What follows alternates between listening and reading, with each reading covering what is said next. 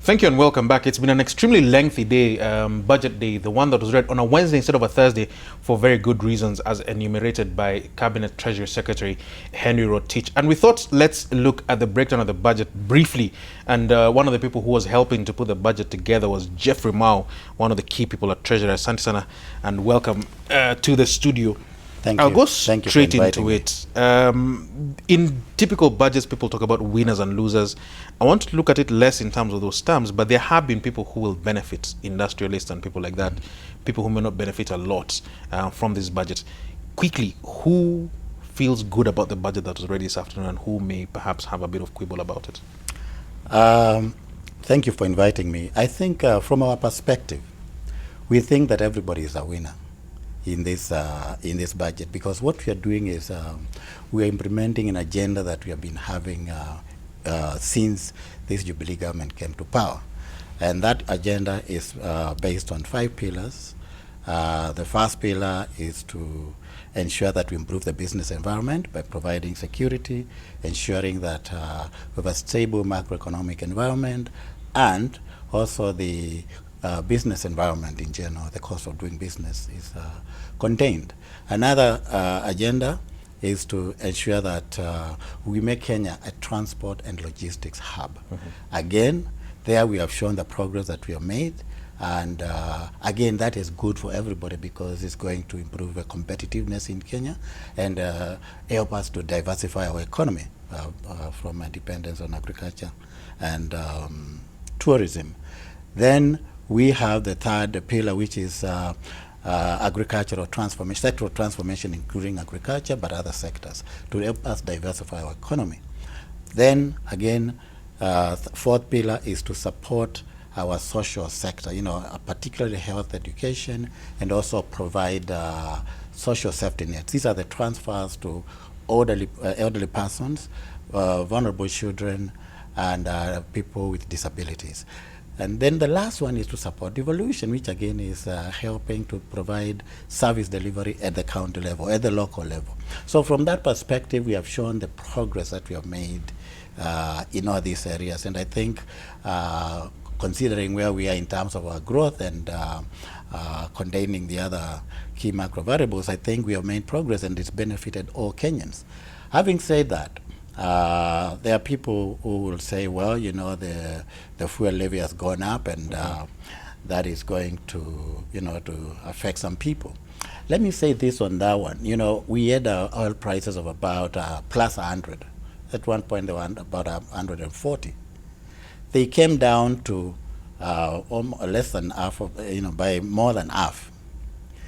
Prices of transport like matatu fares and all that never went down, so that cost was never passed to anybody or to benefit the users. So from our perspective, if you raise that fuel levy to that amount, in fact we don't expect to see any increase in fare prices because they have remained where they were when the price of a liter of petrol was about 140. So again, to us, we don't see that having a major impact. So to us, really, it's a win for everybody. There's so much we can pick on, but we don't have the time to pick on everything. So I'll pick on very specific things. You spoke about making Kenya a transport and logistics hub. Yes. The strategy, from what you've seen from the government, is to borrow and borrow quite a bit. You think about the standard gauge railway, you think about borrowing for things like, although it hasn't happened yet, but plans to borrow for things such as LAPSET, for the pipelines, for things like that. It makes people worried. The debt level is going up beyond what we can sustain in this country. Well, it's good for Kenyans to be worried about our debt levels because, again, that shows that if we now take measures to control our debt level, they will be supporting us. But let me say this. Our debt level, based on our own analysis, based on the analysis that we have undertaken with the International Monetary Fund and the World Bank, it shows that Kenya is not at a level of debt distress. We are still at a point where we are way below the threshold. But does that give us then the permission to keep borrowing? It almost sounds like there's a certain threshold. Let's try and work as hard as we can to get to that threshold. Well, you don't just borrow because you are not at a risk of debt distress. No, you borrow to grow your economy so that you can be able to use those returns to pay this debt, and the rest will be part of you share with the other Kenyans. So what we are saying here is that you borrow but invest that money wisely so that you can grow the economy and benefit everybody. Number two, we actually make sure that before we go commercial, we are borrowing. We borrow on a concessional terms, especially from the World Bank, African Development Bank, and many other bilateral donors. And I'll give you an example. Today in Parliament, members of Parliament were actually approving a guarantee for Kenya Ports Authority to borrow money from Japan, concessional borrowing, at an interest rate of 0.1%. Now, that's the kind of concessional loan we're talking about. This is from JICA to help the put up another container terminal in the port of Mombasa. Even though we have made a lot of progress in investing in that port, the cargo coming through the port is huge, and a good indicator of that is actually the number of container freight stations that we have. There are so many, and so there is need for that other container terminal. In fact, it's also important for us to bear in mind that we want to make Mombasa a transshipment port where you can get goods and then re-export them. And so it's a major investment that is good for us, good for the region. And a loan like that is very good, and I'm glad that members of Parliament approved it. Yeah. The other question is, are we taking cognizance as a country, as a treasury, of the international situation? The international situation in terms of the economy has slowed down. People are not even sure what China's numbers are. They're saying that the 7% that we've been told it is might not actually be correct. Almost every market is revising these figures downwards about what they expect from growth. We are still budgeting as if it's a high growth period. Are we being realistic? Well, for Kenya, really, I think our budgeting and the overall economic policy direction is taking into account that the global economic conditions are still volatile, and especially for commodity exporting countries, because of the decline in the commodity prices, especially oil. For Kenya, that's a good thing because we are net importers of oil. So if you look at our current account of the balance of payments, it has improved.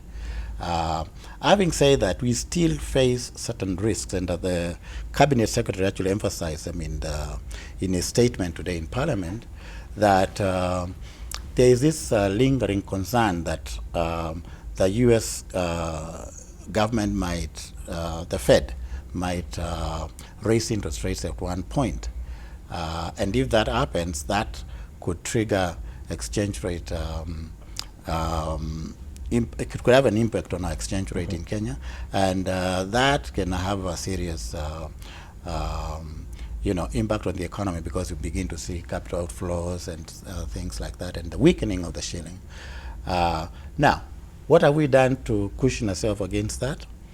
We have, as you're aware, we had a program with IMF that ended sometime in March this year, which was kind of a precautionary arrangement for 1 year. And it was to help us to be able to draw financing in the event of a shock, like now that interest rate increase by the